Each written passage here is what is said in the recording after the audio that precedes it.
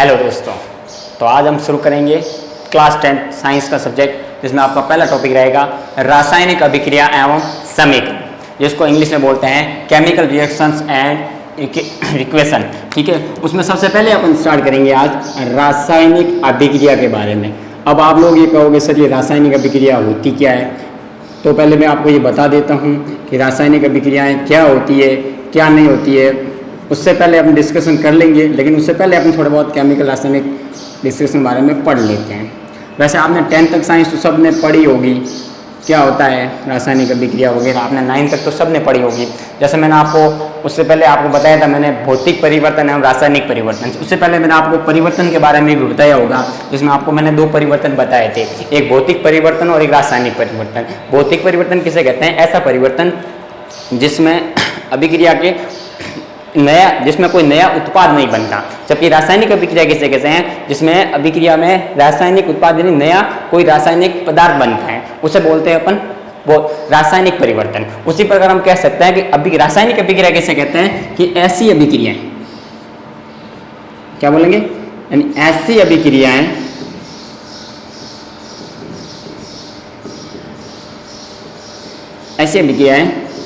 जिसमें कोई रासायनिक परिवर्तन होता हो। क्या होता हो? कोई रासायनिक परिवर्तन होता हो, रासायनिक परिवर्तन होता हो, उसे क्या कहेंगे हम? उसे हम बोलते हैं रासायनिक अभिक्रिया। रासायनिक अभिक्रिया कहते हैं। या हम और भी कह सकते हैं कि एक या ये भी कह सकते हैं कि दो या दो से अधिक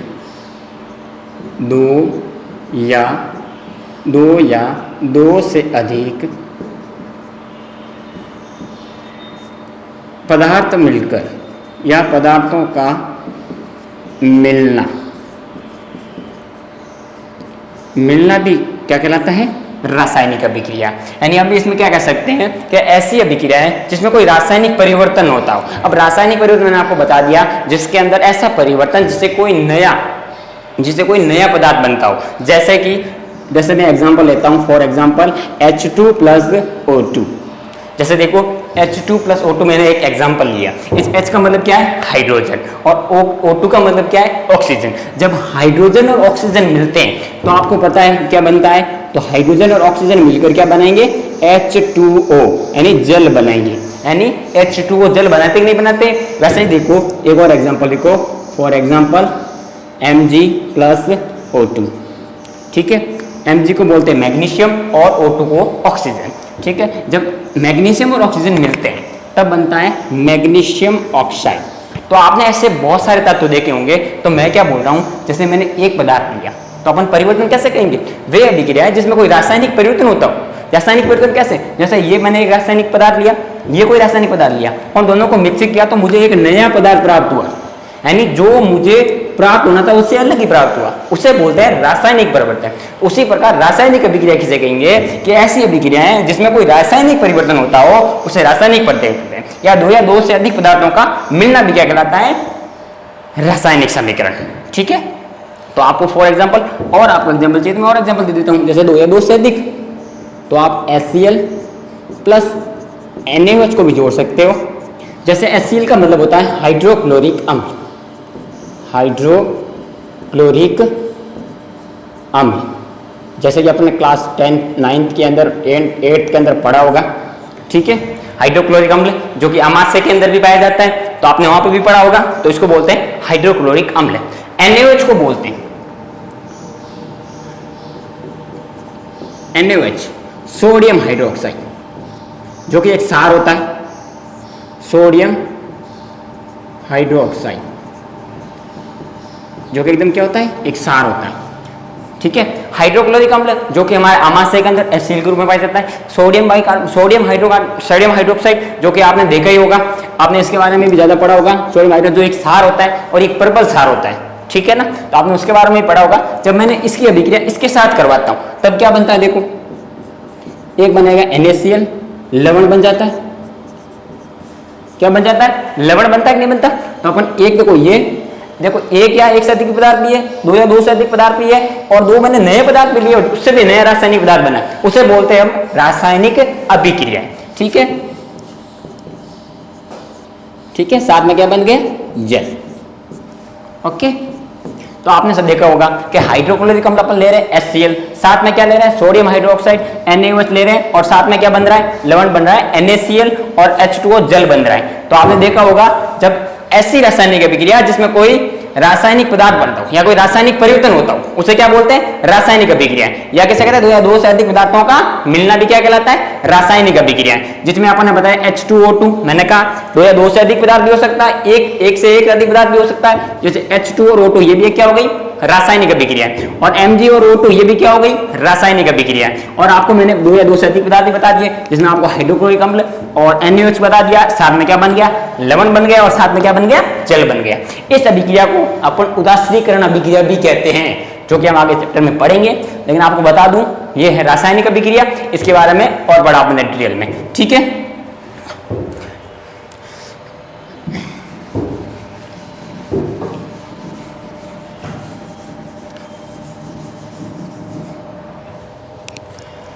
चल इसके आगे हम बात करते हैं कुछ परिवर्तन के बारे में। जैसे मैंने अभी आपको बताया था, वैसे मैंने 9th के अंदर परिवर्तन आपको पढ़ाया होगा, चेंजेस पढ़ाया होगा आपको, मैंने पढ़ाई भी था हमने। ठीक है, यानी किसी भी पदार्थ में परिवर्तन होना, क्या बोलते हैं, किसी भी पदार्थ में परिवर्तन होना या किसी भी पदार्थ में चेंज आना, परिवर्तन होना क्या कहलाता है, परिवर्तन। या कह सकते हैं बदलाव होना। परिवर्तन कैसे आप ऐसे भी लिख सकते हो, बदलाव होना, बदलाव होना या बदलाव आना एक ही चीज है। क्या कहलाता है, परिवर्तन, परिवर्तन कहलाता है। क्या कहलाता है, परिवर्तन कहलाते हैं। अब आप कहोगे परिवर्तन क्या होता है, तो किसी भी पदार्थ में बदलाव आना क्या कहलाता है, परिवर्तन होता है। अब आपको मैं बता दूं कैसे। जैसे आपने देखा होगा लोहे पर जंग लगना, या आपने देखा होगा मोमबत्ती का जलना, तो आपने बहुत सारी चीजें देखी होगी, उनमें परिवर्तन हो रहा था। तो मैं ये टॉपिक आपके वैसे 10th में 9th में करवा भी दिया था, लेकिन आपको इसीलिए करवा रहा हूं क्योंकि अभी अपन आगे इसी रासायनिक अभिक्रिया के बारे में पढ़ेंगे, तब इसमें थोड़ा बहुत उसकी डिटेल आएगी। इस वजह से मैं आपको परिवर्तन थोड़ा सा वापस करवा रहा हूं। तो मैं बता देता हूं परिवर्तन कितने प्रकार के होते हैं। तो आपको बता देता हूं परिवर्तन 2 प्रकार के होते हैं। परिवर्तन 2 प्रकार के होते हैं, 2 प्रकार के होते हैं। तो 2 प्रकार के कौन कौन से, तो फर्स्ट मैंने बताया आपको भौतिक परिवर्तन। कौन सा परिवर्तन, भौतिक परिवर्तन। और दूसरा कौन सा है, तो दूसरा अपन पढ़ रहे थे रासायनिक परिवर्तन, जो कि अपने काम आ रहा है इसमें। ठीक है,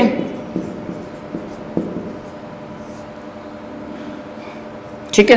तो भौतिक परिवर्तन और रासायनिक परिवर्तन के बारे में पढ़ रहे हैं। तो भौतिक परिवर्तन किसे कहते हैं, तो ऐसा परिवर्तन जिसके अंदर कोई नया पदार्थ नहीं बनता हो, यानी अपन ऐसा परिवर्तन पढ़ेंगे जिसके अंदर कोई नया पदार्थ नहीं बनता हो, उसे बोलते हैं भौतिक परिवर्तन। नया पदार्थ कैसे, जैसे मैंने कहा लोहे पर जंग लगना, तो मतलब कि लोहे पे कोई जंग लगा, इसका मतलब कोई नया पदार्थ बना। लेकिन जैसे मैंने कह दिया, जैसे मोमबत्ती का या कागज का फटना, जैसे मान ली मैंने ली, मेरे पास कोई कागज था, कागज का टुकड़ा है, तो मैंने कागज का कोई टुकड़ा ले लिया और मान लो मैंने कागज के टुकड़े को लेकर फाड़ा, तो क्या उसमें कोई नया पदार्थ बना, नहीं बना ना। तो आप देखो जैसे तो कागज के फटना, देखो कागज का फटना है भौतिक परिवर्तन। क्यों भौतिक परिवर्तन हुआ, क्योंकि उसमें नया पदार्थ नहीं बना, जैसा पदार्थ था वैसा का वैसा नया पदार्थ बन गया। तो अपन कह सकते हैं कि भौतिक परिवर्तन में केवल और केवल उसकी भौतिक अवस्था में परिवर्तन होता है, यानी उसकी भौतिक चेंज होता है, जिसके अंदर उसका जैसा अपन उसका आकार था उस आकार को चेंज कर पाए, लेकिन उसके बाकी उस रासायनिक में कोई परिवर्तन नहीं कर पाए, जैसे उसके केमिकल चेंजिंग कुछ नहीं कर पाए, नया पदार्थ नहीं बना पाए, इसलिए उसको बोलते हैं भौतिक परिवर्तन। अब आप कहोगे सर उसके भौतिक अवस्था में परिवर्तन क्या किया सिवल, केवल भौतिक अवस्थाओं में परिवर्तन, भौतिक अवस्थाओं में ही अपन ने केवल और केवल भौतिक अवस्थाओं में परिवर्तन किया, उसे बोलते हैं भौतिक परिवर्तन। जैसे मैंने आपको जस्ट एग्जांपल बताया, मैंने उदाहरण आपको बताया अभी ठीक है, उदाहरण बताया मैंने कागज का फटना, यहां लिख लेता हूं मैं जस्ट एग्जाम्पल, कागज का फटना। ठीक है, दूसरा परिवर्तन कौन सा परिवर्तन है? तो दूसरे परिवर्तन का नाम है रासायनिक परिवर्तन, यानी ऐसा परिवर्तन जिसके अंदर नया रासायनिक पदार्थ बनता है, नया कोई रासायनिक पदार्थ बनता है। इसके अंदर कोई रासायनिक, इस भौतिक परिवर्तन के अंदर कोई नया रासायनिक पदार्थ नहीं बनता, जबकि रासायनिक परिवर्तन के अंदर कोई नया रासायनिक पदार्थ बनता है, उसे बोलते हैं अपन रासायनिक परिवर्तन। नए पदार्थ का निर्माण, नए रासायनिक पदार्थ का निर्माण, नए रासायनिक पदार्थ का निर्माण होना या करना, या निर्माण होना क्या कहलाता है? रासायनिक परिवर्तन। जस्ट एग्जाम्पल अपन उदाहरण ले सकते हैं, तो उदाहरण आप ले सकते हो कागज का जलना। जैसे मैंने कागज को लिया और कागज को जलाया, तो कागज का जलना, तो कागज का जलना कौन सा परिवर्तन हुआ? तो रासायनिक परिवर्तन हुआ। तो मैंने आपको बता दिया कि परिवर्तन कितने प्रकार के, तो किसी भी पदार्थ में बदलाव आना परिवर्तन कहलाता है। और परिवर्तन कितने प्रकार के होते हैं? तो परिवर्तन दो प्रकार के होते हैं, एक भौतिक परिवर्तन और दूसरा रासायनिक परिवर्तन। भौतिक परिवर्तन किसे कहते हैं? जिसमें केवल भौतिक अवस्था में परिवर्तन होता है, अर्थात नए रासायनिक पदार्थ का निर्माण नहीं होता है। जबकि रासायनिक परिवर्तन के अंदर नए रासायनिक पदार्थ का निर्माण होता है और नए रासायनिक पदार्थ के साथ साथ उसके केमिकल या रासायनिक गुणों में भी परिवर्तन आता है। ठीक है, ओके, नेक्स्ट देखो,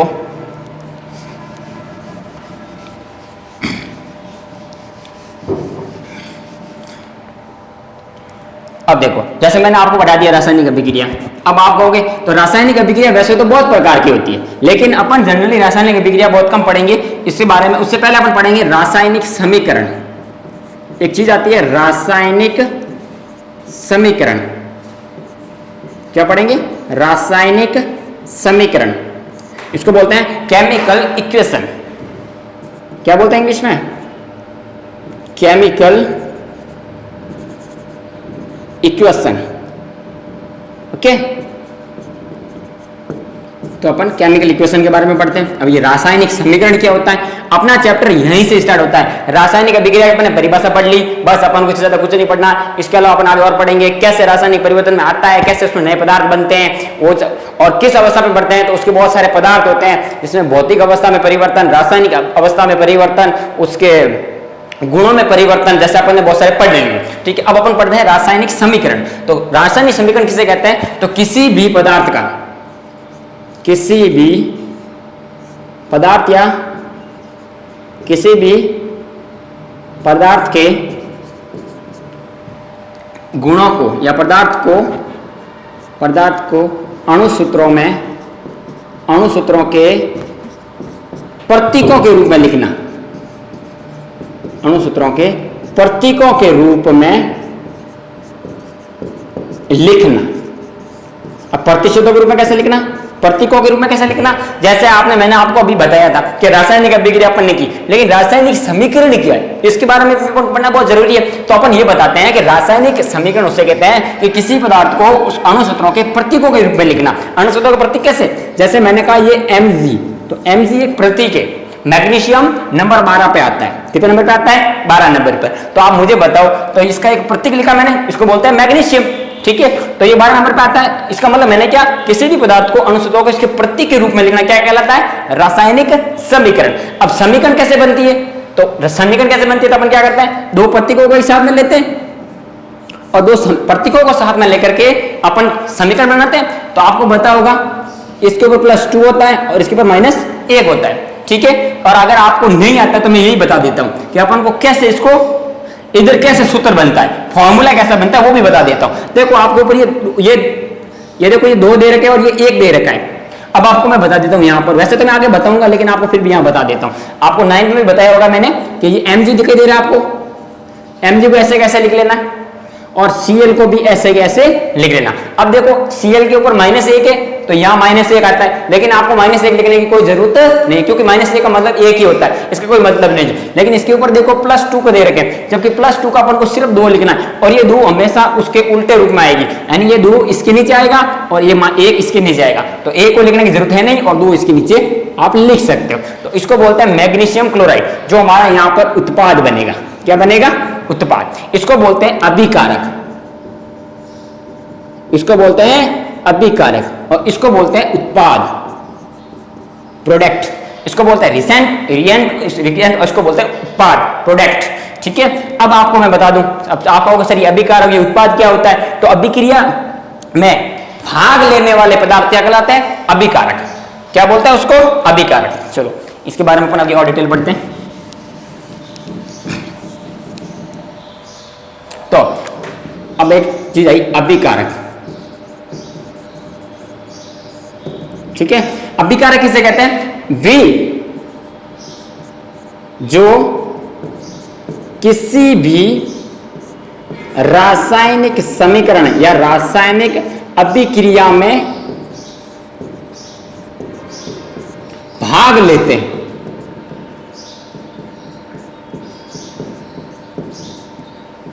अभिक्रिया में भाग लेते हैं, उन्हें क्या बोलते हैं? उन्हें बोलते हैं अभिकारक। क्या बोलते हैं? अभिकारक कहते हैं। कैसे? जैसे मैंने आपको फॉर एग्जांपल अभी बताया था, मैंने कहा आपको MgCl वाला एग्जांपल दिया था। अगर MgCl के अलावा आप अगर और देखना चाहो तो इसके अलावा और देखो C+O2। ठीक है, तो ये अभिकारक है और ये अभिकारक मिलकर नए प्रोडक्ट का निर्माण करेंगे, इसको बोलते हैं अभिकारक। इतनी सी चीज को बोलते हैं अभिकारक। क्या बोलते हैं? अभिकारक।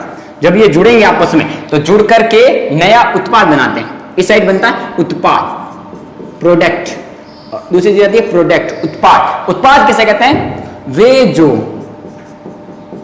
रासायनिक अभिक्रिया में या वे जो रासायनिक अभिक्रिया के उत्पाद के रूप में कह सकते हैं नए पदार्थ का निर्माण करते हैं, या रासायनिक अभिक्रिया का, रासायनिक अभिक्रियाओं का, या कह सकते हैं रासायनिक अभिक्रियाओं का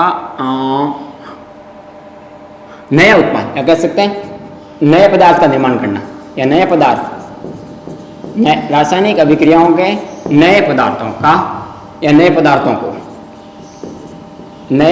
को क्या बोलते हैं? उत्पाद बोलते हैं। क्या बोलते हैं? उत्पाद कहते हैं। क्या कह सकते हैं? वे जो रासायनिक अभिक्रिया के नए पदार्थों को क्या बोलते हैं? वे जो रासायनिक अभिक्रिया में नए पदार्थ बनते हैं उन्हें क्या बोलते हैं? या नए पदार्थों का बनना। ये भी कह सकते हो कि नए पदार्थों का बनना, एक सीधी भाषा में कह सकते हो नए पदार्थों का बनना। यानी नए पदार्थ कैसे बनते हैं उसे भी क्या बोलते हैं? उत्पाद। जैसे मैंने अभी आपको फॉर एग्जांपल इसका दिया आपको C+O2, तो आपको मैंने इसके साथ जैसे अभिक्रिया कराई तो क्या बन गया? CO2। क्या बन गया? CO2। तो C+O2 का अभिक्रिया करें तो CO2 बना नहीं बना? तो नया रासायनिक पदार्थ बना, इसको बोलते हैं उत्पाद। इसको क्या बनते हैं? उत्पाद। तो इसके बारे में अपन डिटेल कर ली। तो अभिकारक किसे कहते हैं? वे जो किसी भी रासायनिक अभिक्रिया में भाग लेते हैं उसे अभिकारक कहते हैं। C+O2 जिसको अभिकारक बोलते हैं, मैंने आपको बता दिया C+O2 इसको अभिकारक बोलेंगे। ठीक है, उत्पाद किसे कहते हैं? वे जो रासायनिक अभिक्रियाओं के नए पदार्थों का या नए पदार्थों को, उस नए पदार्थों को क्या बोलते हैं? उत्पाद बोल सकते हैं। या दो नए पदार्थों का बनना, या सीधी बात में कह सकते हैं नए पदार्थों का बनना भी क्या कहलाता है? उत्पाद कहलाता है। तो बेशक आपको यह समझ में आ गया होगा। चलो मैं आगे कंटिन्यू करता हूं।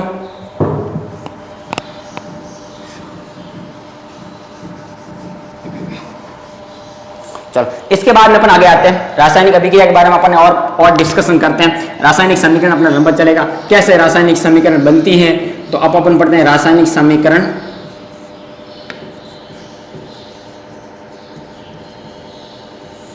का बनना। अब रासायनिक अभिक्रिया कैसे बनती है? अब एक्चुअली मैं आपको बता दूं कि रासायनिक अभिक्रिया तो ऐसे बहुत सारे तरीकों से बनती है, लेकिन आपको जनरली इसके बहुत सारे नियम पढ़ने हैं। उसके बारे में अपन बहुत सारे डिटेल में करेंगे। चैप्टर बहुत लंबा है, कोई टेंशन नहीं, आराम से कर लेंगे। बिल्कुल बिंदास में आपको पढ़ना है, मजे से पढ़ना है। पहले रासायनिक समीकरण के बारे में आपको मैंने बता दिया, अभिकारक के बारे में बता दिया, उत्पाद के बारे में बता दिया। अब मैं बताऊं रासायनिक समीकरण बनती कैसे। तो सबसे पहले नियम होता है कि किसी भी रासायनिक समीकरण को लिखते समय सबसे पहले उनके प्रतीकों को लिखो। किसको लिखो? प्रतीकों को, यानी किसी भी रासायनिक अभिक्रिया के प्रतीकों को लिखना, प्रतीकों को लिखना। सबसे पहले यही नियम होता है। सबसे पहले किसी भी रासायनिक अभिक्रिया लिखना या किसी भी रासायनिक समीकरण को बनाओ, लेकिन लिखने समय पहले हमेशा प्रतीकों को लिखना। अपन को प्रतीक जब तक नहीं याद होंगे तब तक अपन रासायनिक समीकरण नहीं बता पाएंगे। क्यों? क्योंकि अपन को ये पता नहीं है कि अपन hydrogen, helium, lithium, beryllium, boron, carbon, nitrogen, oxygen, fluorine, neon, sodium, magnesium, potassium, aluminium, ये सब जब तक अपन को याद नहीं होंगे तब तक आपको ये चीजें समझ में नहीं आएगी। तो पहले सबसे पहले आपको हमेशा प्रतीकों को लिखना ही होगा। बिना प्रतीक के आप कुछ भी नहीं कर सकते। कौन सा प्रतीक कितने नंबर पे आता है, कौन सा नहीं आता है, पहले वो पढ़ने जरूरी है, उसके बाद ही आप इसको आगे बढ़ सकते हो, तभी आप रासायनिक समीकरण को लिख सकते हो। ठीक है, दूसरा, ठीक है। उसके बाद में प्रतीकों के साथ साथ दूसरी चीज आपके पास आ, पहले आपने पढ़ा प्रतीकों को लिखना, दूसरी चीज प्रतीकों के बाद आपको क्या लिखना पड़ेगा, उसकी नंबरिंग। आपको पता होना चाहिए कि कितने नंबर पे आता है, या उसकी संयोजकता, संयोजकता वैलेंसी। संयोजकता किसे कहते हैं, यानी किसी भी अभिक्रिया में या किसी भी, संयोजक किसे कहते हैं, किसी भी तत्व की बैलेंसी, या उसको बोलते हैं किसी भी तत्व को बैलेंस करना या इक्वल करना, बराबर करना, क्या कहलाता है, बैलेंस। जैसे मैंने बताया, जैसे ये हाइड्रोजन है, मैं हमेशा इसके ऊपर H+ लगा रहा हूं, मैंने क्लास में भी आपको काफी बार बताया, और H+ लगाता जा रहा हूं, इसके ऊपर Mg+2 लगवा रहा हूं, ठीक है, Fe+3, ठीक है, और मैं लगाता हूं, देखो बहुत सारे लिखता हूं, और मैंने लिख दिया जैसे Al+3। तो ऐसे मैं बहुत सारे तत्वों के नाम के ऊपर ये प्रतीक चिन्ह लगा रहा हूं, इनको बोलते हैं संयोजकता।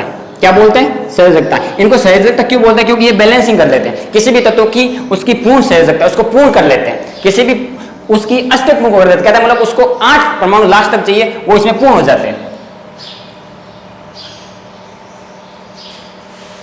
ठीक है, और आगे देखो, तो कंटिन्यू आगे देखो, तो अपन क्या कह सकते हैं कि किसी भी अभिक्रिया को पूर्ण करने के लिए संयोजकता की भी आवश्यकता पड़ती है। ठीक है, तीसरी चीज क्या थी, पहले अपन ने ये पढ़ी, दूसरी पढ़ी, अब पढ़ेंगे अपन उसके, ठीक है, चिन्ह। चिन्ह कैसे, मैंने चिन्ह भी आपको बता दिए। अब आपको पता है कुछ मैंने आपको लगा रहा है तीर के निशान, इसका भी बड़ी इंपॉर्टेंस है।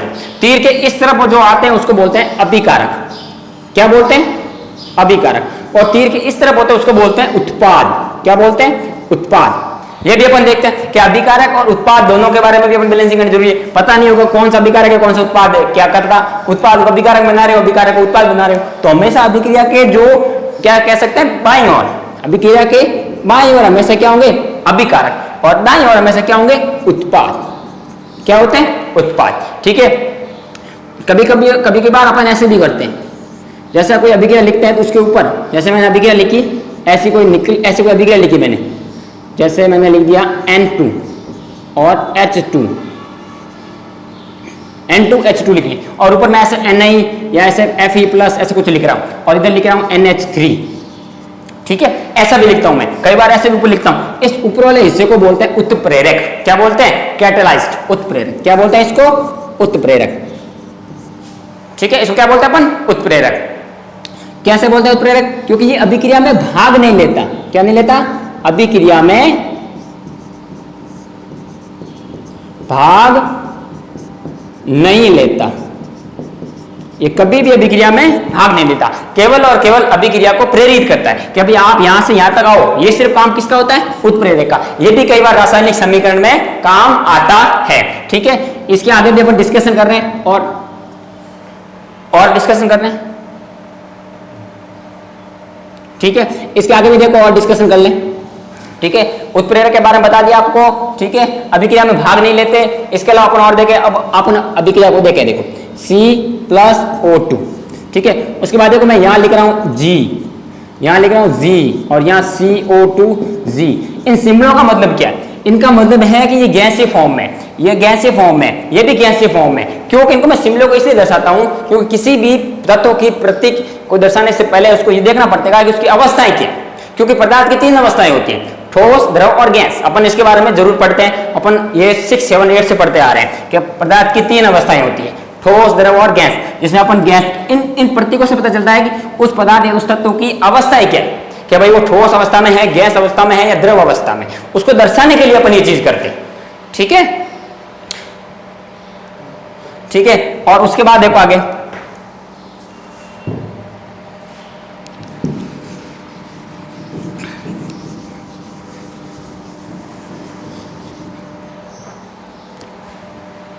ठीक है, इसके बाद आगे अगले